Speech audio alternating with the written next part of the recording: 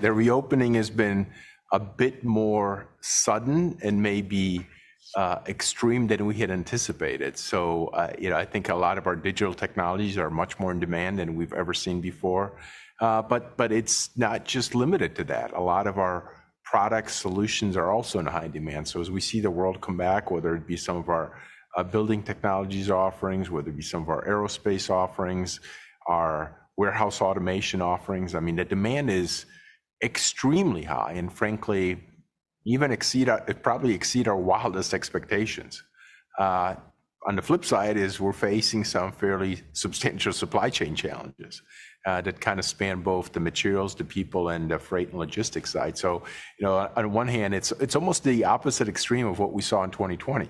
In 2020, we had a huge demand issue, which obviously was very, very painful. Here we have incredible demand, but frankly, spending more of our time trying to solve some of the supply chain challenges. Yeah, in terms of those supply chain challenges, I mean, just stepping back and looking at the world and all of the different gridlock that's kind of playing out right now. I mean, you mentioned connected warehouses, for example. Transportation and freight right now is obviously in a very special position given some of those transportation bottlenecks. The demand for your products, is that being spurred? And specifically the technology products and software offerings, is that being spurred by everything we're seeing across the globe right now and the need for more data?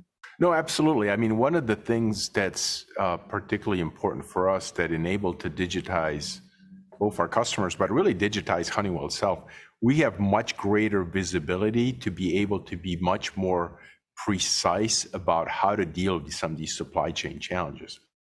That doesn't mean you're going to completely avoid them, but it does mean that you can be a bit more pinpoint and precise in actions that we take. As we do start to see these recoveries happen across different industries that Honeywell touches, I mean, do you think 2022 is the year of normalization? Do we start to see some of, for example, inflationary pressures begin to retreat? Do we start to see supply chains normalize? Do we start to see more air travel?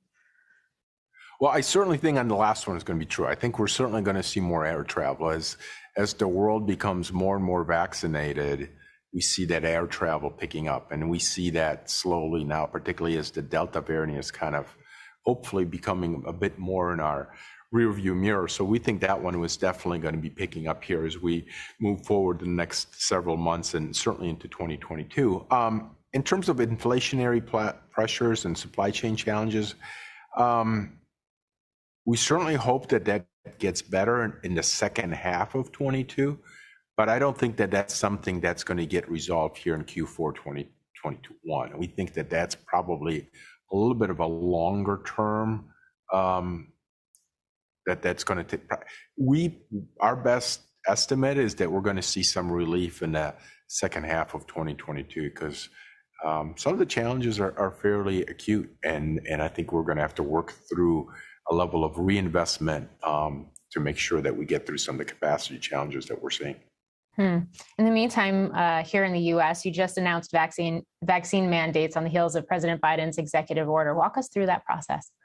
Well, I mean, first of all, we follow all laws and regulation. We're a major player for the U.S. government. We walk through that decision thoughtfully and carefully, and we're going to support the executive order by President Biden.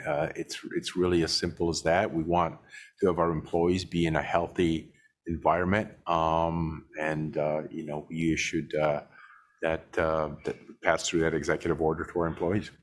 How are you approaching it at Honeywell? I mean, given the fact that you have not only office space but factories too. Well, we're inching back slowly. I mean, we are very data oriented and data driven. So we were back in a hybrid environment, and we kind of took a step back as the Delta variant took over, but we anticipate more of a return to the office here in the November timeframe, and obviously, but we're going to be looking at the data, in terms of positivity rate, hospitalizations rate, and so on. So we want to bring back our employees in a health and safe manner, and we're going to be inching back into that environment, but I do think the longer we don't see each other, some of these relationship and affinity for employers fray, And when we have had a relatively brief period of time when we were able to bring some employees back in July, people really loved it. They wanted to see their colleagues. They wanted to welcome in many of the new employees we brought in during this COVID period that have never even met their boss.